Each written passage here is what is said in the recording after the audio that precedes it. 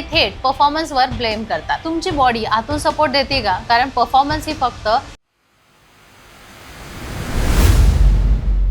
आपण स्टॅमिना आणि परफॉर्मन्स बद्दल बोलतो तेव्हा आपल्या डोक्यात लगेच सप्लिमेंट्स, पावडर किंवा काही स्पेशल गोष्टी येतात। पण एक बेसिक प्रश्न कोणी विचारत नाही, तुमची बॉडी आतून सपोर्ट देते का? कारण परफॉर्मन्स ही फक्त एका क्षणाचा विषय नसतो, तो तुमचा ब्लड फ्लो, हार्ट रेट, हार्टची जी हेल्थ असते ती, त्यानंतर हार्मोन्स, या सगळ्या गोष्टींवर डिपेंड करतो। म्हणजेच हा पूर्ण कॉम्बिनेशन रिझल्ट असतो। आणि इथेच लसूण क्वाइटली एंट्री घेतो। ते कसं हे आज मला डॉक्टरांनी सांगितलं आणि मी तुम्हाला सांगते। 1985 पासून डॉक्टर उमेश मुंदडा हे ॲज अ क्लिनिकल सेक्सॉलॉजिस्ट म्हणून काम करत आहे।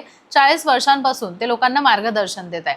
मुंबई, पुणे, नाशिक, कोल्हापूर, नगर अशा अनेक शहरांमध्ये आशा किरण सेक्स क्लिनिकच्या शाखा आहेत आणि संभाजीनगर येथे मुख्य शाखा आहे, जिथे ते सोमवार ते शुक्रवार असतात, शनिवार रविवार पुणे आणि मुंबईला असतात। लसूण मध्ये ॲलिसिन नावाचं कंपाऊंड असतं जे ब्लड वेसल्स रिलॅक्स करायला मदत करतं। साध्या भाषेत सांगायचं झालं तर सर्क्युलेशन स्मूथ करतं।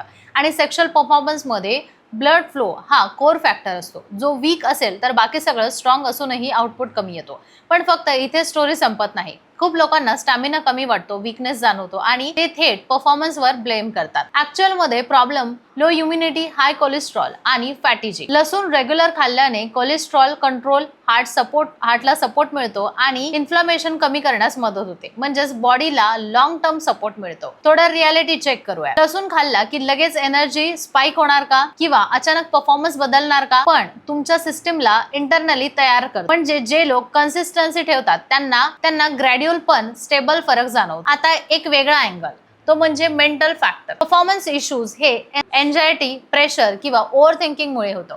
जेव्हा बॉडी फिजिकली स्टेबल असते, एनर्जी कन्सिस्टन्सी मध्ये असते, तेव्हा माइंडवरचं प्रेशर सुद्धा कमी होतं। हा इनडायरेक्ट फायदा आहे पण खूप पॉवरफुल आहे आणि हाच मुद्दा एक्सपर्ट सुद्धा सांगतात।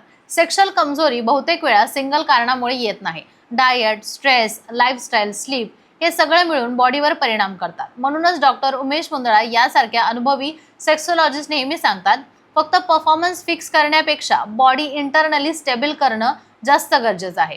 महिलांच्या बाबतीतही हेच लागू होतं। बेटर सर्क्युलेशन आणि reduce fatigue, overall energy level improve होतो, ज्याचा इंटिमेसीवर पॉझिटिव्ह इम्पॅक्ट होतो। म्हणजेच हा विषय फक्त एक साईडचा नाहीये। एक प्रॅक्टिकल गोष्ट, लसूण कसा घ्यायचा? रॉ लसूण सकाळी खाल्ला किंवा जेवणात हलकासा ऍड केला तरी चालेल, पण क्वांटिटी रेग्युलर असायला पाहिजे।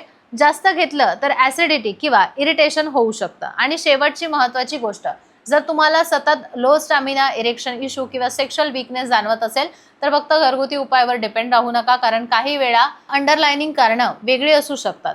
हार्मोनल इनबॅलन्स, डायबिटीज किंवा स्ट्रेस डिसऑर्डर अशा वेळी एक्सपर्ट गायडन्स खूप गरजेचा असतो। आशा किरण सेक्स क्लिनिकमध्ये पर्सनलाइज गायडन्स मिळू शकतो आणि योग्य वेळी योग्य डायग्नोसिस केलं की प्रॉब्लेम कंट्रोलमध्ये येतं। शेवटी परफॉर्मन्स हा शॉर्टकटचा गेम नाहीये, तो स्ट्रॉंग फाउंडेशनचा रिझल्ट आहे आणि त्या फाउंडेशनमध्ये लसूण छोटा पण इफेक्टिव्हली भाग असू शकतो। त्यामुळे आपणही जेवणात रेग्युलर लसणाचा वापर करून बघा।